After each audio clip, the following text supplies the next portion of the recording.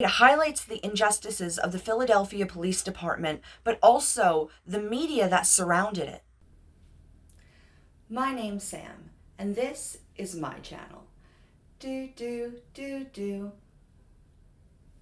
Hey everybody, welcome back to my channel. If you're new here, my name is Sam, and today, in honor of Black History Month, we're going to be talking about some amazing and historical poets. We're going to be starting off by talking about Phillis Wheatley, the first African-American published poet. She is believed to have been born in West Africa around 1753.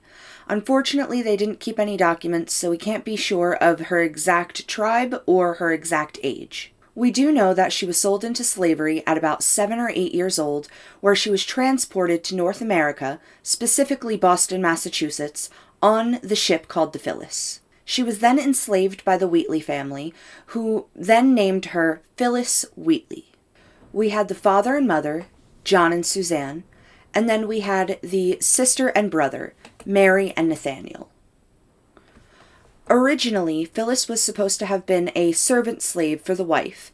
However, upon recognizing her intelligence, they had the older daughter, at the age of 18, tutor young Phillis. Phillis was so smart that by the age of 12, she was reading in Latin and in Greek. She started writing poetic letters to figureheads, one of which being King George II, and she wrote a letter to him in order to help repeal the Stamp Act. Her works were so controversial that in 1772, at the age of 19, Phillis was taken to court in order to actually prove that she was the person who wrote these poems. Her poetry was examined by Boston luminaires, such as John Hancock, and they actually signed a testament stating that she was in fact the person who wrote this poetry.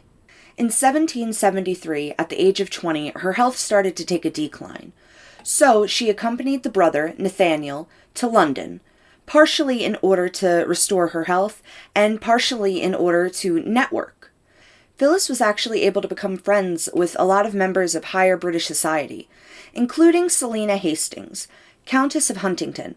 She actually subsidized Phillis's work of poetry in 1773. Subsidized that summer, Phillis's book of poetry, Poems on Various Subjects, Moral and Religious, was published in November of 1773, and soon after she was emancipated. Shortly after the death of John Wheatley in 1778, Phillis married a poor grocer named John Peters. She's suspected to have 2 children that died during infancy, and in 1784, her husband was arrested and imprisoned for debt. With an infant to look after, Phillis took work as a scullery maid, work that she had never done for the Wheatley family before, and unfortunately it took its toll on her. Phillis died December 5th, 1784, and her 3rd infant son died shortly after. Today we look back on Phillis with honor as the first published African-American poet. Now, reeling it into current times, I'd like to talk about a poet named Rudy Francisco. Specifically, I'd like to discuss his work, Rifle. The poem Rifle starts with the mention of a man named Pedro Reyes, a Mexican man who in 2012 convinced Mexico City officials to give him the seized weapons they had to turn into instruments for children. By beginning his poem with this fact, Rudy introduces the idea of reinvention. About a minute into his poem, Rudy states, "A weapon will always be a weapon, but we choose how we fight the war." It's the idea as a society, we create and encourage the violence in men, especially that of young black men. We, as a society, have a duty to these young men to not look at them as weapons and instead look at them as instruments. The transitions Rudy uses from facts to personal anecdote, back to facts, and the pleading tone that he has in his poem just really hits home how beautiful this is. And I think Rudy is a genius for the work he does. If you enjoyed this poem, you'll enjoy any of his other poems. He has very sharp tones and dry humor, and I just love it. And I think for Black History Month, this poem is really powerful. You can go check out his work on Button Poetry, or he has a website as well if you'd like to check out a little more of who he is. The third poet I have for you today is Yona Harvey and the poem Hurricane. Yona Harvey is an American poet and an associate professor at the University of Pittsburgh. She's also one of the first Black female writers to write for Marvel Comics. In Harvey's poem Hurricane, she is comparing Hurricane Katrina to a roller coaster of the same name.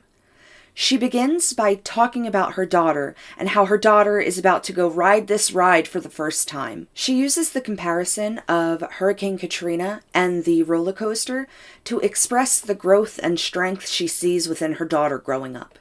A quote from the poem. "My girl is a hurricane, and she do, and she do, and she do, and she do." I love how the repetition mimics the wind and the crashing waves of the hurricane, and also mimics the click of the tracks going up and up and up a roller coaster, waiting for that plummet, waiting for that sinking feeling, waiting for anything could be around the corner. What is going to happen on this roller coaster? What is going to happen in this hurricane? This poem is full of maternal instinct and strength and beauty. It is a poem that really fills the soul, and that's why I included it on this list. It's very short and repetitive, but it is something beautiful. And for my last highlight, I'd like to talk about Sonia Sanchez and Elegy. I've actually met Sonia at a workshop that I did when I was in high school, and she is an amazing woman. She literally brings light to any room that she's in. Sonia was born in 1934 in Birmingham, Alabama, and moved to Philadelphia in 1976. Her poem Elegy is about her personal experience in Philadelphia during the MOVE bombing. Now, if you don't know what the MOVE bombing is, I'm going to give you a couple facts just so you understand what her poetry is. MOVE was an organization founded in 1972 by John Africa. It was an organization to help with Black liberation, social ecology, environmentalism, and things like that. In 1981, the organization moved into a few houses in the Cobbs Creek area of Philly. However, in 1985, Mayor William Goode and Police Commissioner Gregor Sambour decided that MOVE was a terrorist organization. They obtained warrants for various crimes, claiming that they had started issues with the neighbors and were hoarding illegal firearms. None of this is proven to be true. So the local police evacuated the surrounding neighbors and sent in a police force about 500 strong to surround the buildings. When the members of the MOVE organization did not leave the building in fear of the police presence outside, they shut off the electric and water and then forcibly removed 8 adults and 5 children. After that, the cops started tear gassing people and gunfire ensued.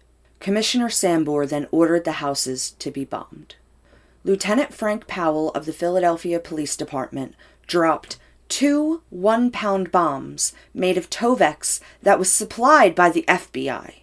When the houses then caught on fire from the bombs, the firefighters that arrived were then prevented from putting out the fires for their own safety.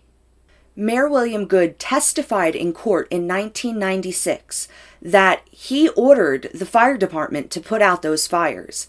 However, when the fire commissioner took the stand, he testified that he received no such orders. In total, 65 houses were destroyed, and the bomb ended up killing 11 people, 5 of which were children. The poem Elegy that Sonia writes is not only a mourning poem, but a critique poem. It highlights the injustices of the Philadelphia Police Department, but also the media that surrounded it. Now, a lot has happened over this past summer with the George Floyd protests, and a lot of people still don't understand why that was happening. I personally experienced that firsthand living in Philadelphia at the time. And if you don't understand what was going on or why those protests were so important, you should read Elegy by Sonia Sanchez, and it sums up everything. Hearing the pain in that poem and highlighting everything that was done to them is so important, and everybody needs to read this. Everybody needs to understand exactly what happened at the MOVE bombing.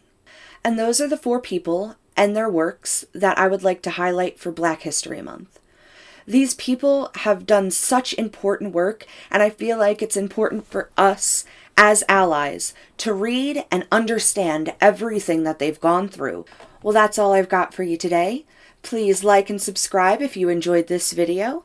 Otherwise, I'll see you next week for more shenanigans. Have a good night.